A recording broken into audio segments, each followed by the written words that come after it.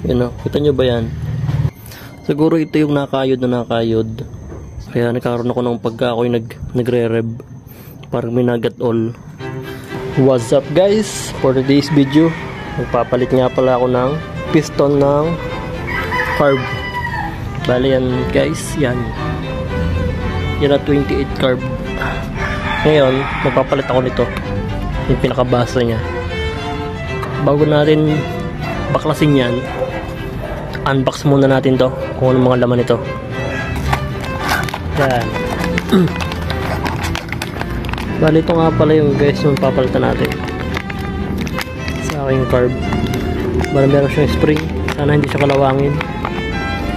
Meron siyang lock para sa needle, sa ito spacer. Tapos syempre yung kanyang matawag yan, basta lock na yan, lock yan sa dito. Tapos ito, yan, ito yung tsura ng kanyang piston. Yan o. May gold siya, para na may kulay siyang gold. Observe ako dito, maganda siya, mabigat. Siguro mabilis ang kanyang pagbaba. Ang response niya. Sana okay to. Tara guys, kabit na natin to. Babaklasin ko lang ito. Pagbabaklas nga pala nito, bali may tornilyo naman yan dito. Dalawa. Saka ito. Ayan. Saka ito sa may battery. Ayan. Saka doon sa ilalim. Ilalim itong battery. Dalawa din. Tapos hugutin yan pa ganyan. Tapos yun, makikita, makuha na natin yung carburetor.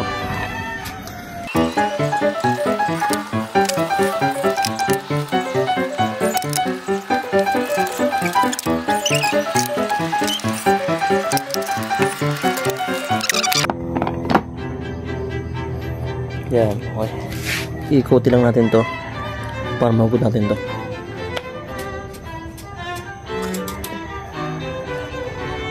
Ito guys yung sinasabi ko.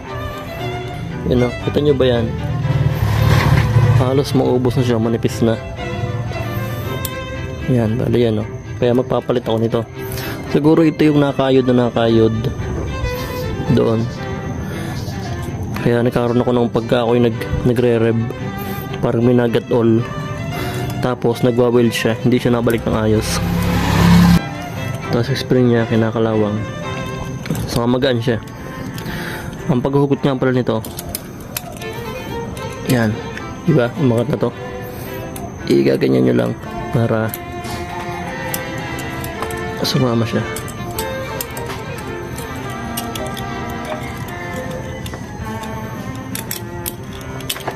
Yun. Negative tayo dito. Yung nabili nating karayom, nakasama niya kilo. Ito maganda ito. Sobrang bigat niya.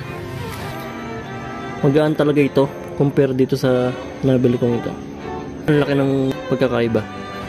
Sana hindi siya magasgas gaya nito. Pag hindi pa rin umubra at nag-oil pa rin, no choice na ako. Kailangan ko magpalit ng original na carb. Kasi ito ay class A lang ito. Pero madali naman siya itono. Problema nga lang, naubos ito. At delikado to. Baka ito ay pwede itong maputol, mag-crack, at sumuot sa loob. At makasira ng ating makina. Kaya ito, tara, samparan to.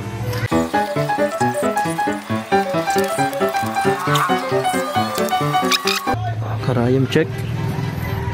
Sa pagbabalik nga pala nito guys, meron siyang guide.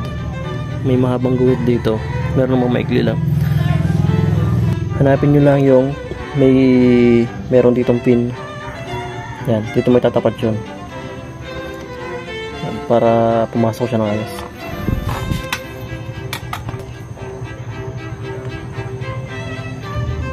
Yan, okay na. Tara, subukan natin i-throttle. Okay naman.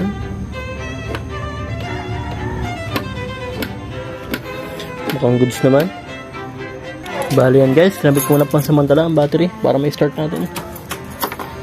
Start tayo.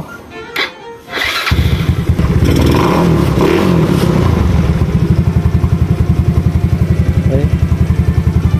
Mukhang goods naman. Bali yan, okay naman yung kanyang start.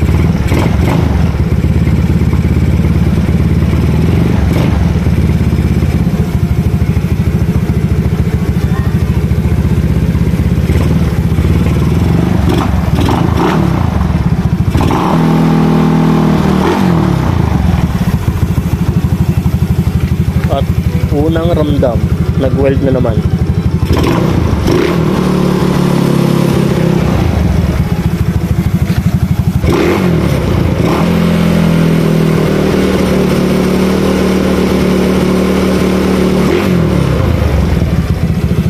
Bali yun na nga, nag-weld pa rin siya. Siguro kailangan magpalit ng cable or baka magpalit ako ng carburetor dahil nag-weld pa rin siya.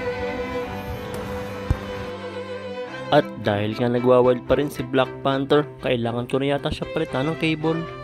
Syempre kailangan muna natin mag-troubleshoot bago tayo magpalit ng carburetor, dahil sa totoo lang hindi biro ang presyo ng original na carburetor.